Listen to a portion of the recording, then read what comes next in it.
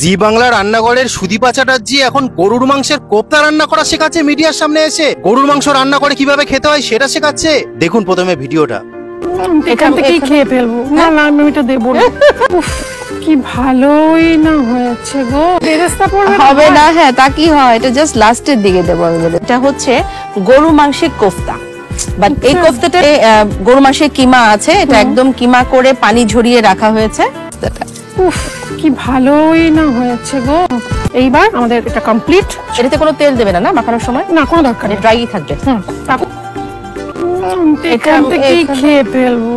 না না আমি এটা দেবো না। তো বন্ধুরা আপনারা দেখতে পারেন যে সুদীপা চ্যাটার্জি যে জি বাংলা রান্না করে আমরা সবসময় দেখতে পাই, যেখানে আমাদের পশ্চিমবঙ্গ তথা বাংলাদেশ জুড়ে ভারত জুড়ে আমাদের মায়েরা বোনেরা তার রান্না দেখে এবং সেই রান্নাগুলো শেখে। কিন্তু আজ সে এত নিচে নেমে গেছে, কিছু হয়তো পয়সার লোভে, কিছু অর্থের লোভে সে গরুর মাংসের কোফতা রান্না করছে, সেটা আবার মিডিয়ার সামনে এসে সবাইকে দেখাচ্ছে এবং শেখাচ্ছে। দেখুন এখানে কোনো ধর্মের অনুভূতিতে আমি আঘাত আনছি না। আমি বলছি না তার রান্না করে শুয়োর রান্না হোক, কারণ সেই মাংসে অনেকের ভাবাবেগ জড়িয়ে আছে।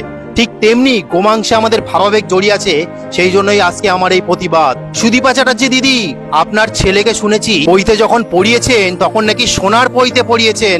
এত বড় ব্রাহ্মণ আপনি, ব্রাহ্মণের চরিত্র কি এরকম হয়? বড় পদবি নিলেই মানুষ হওয়া যায় না। মানুষ হতে গেলে তার ব্যবহার আচরণ ধর্ম ঠিক রাখতে হয়, তারপরে একটা প্রকৃত মানুষ।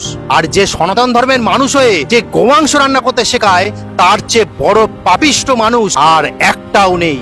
কারণ আমাদের সনাতন ধর্মের সমস্ত শাস্ত্রে গো হত্যা যারা করবে, গো মাংস যারা খাবে, গো মাংস যারা বিক্রি করবে, তাদের বারবার করে ব্রহ্মা হত্যা পাপের কথা বলা হয়েছে।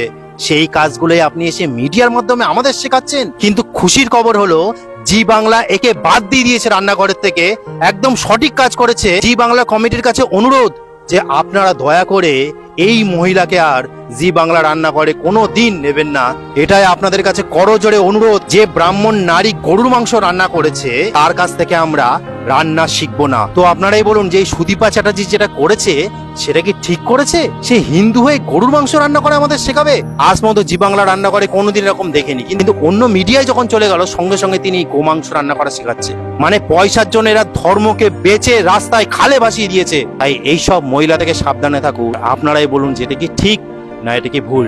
তো আজকে বলার ছিল, প্রতিবাদ করুন। হরে কৃষ্ণ, জয় শ্রীরাম।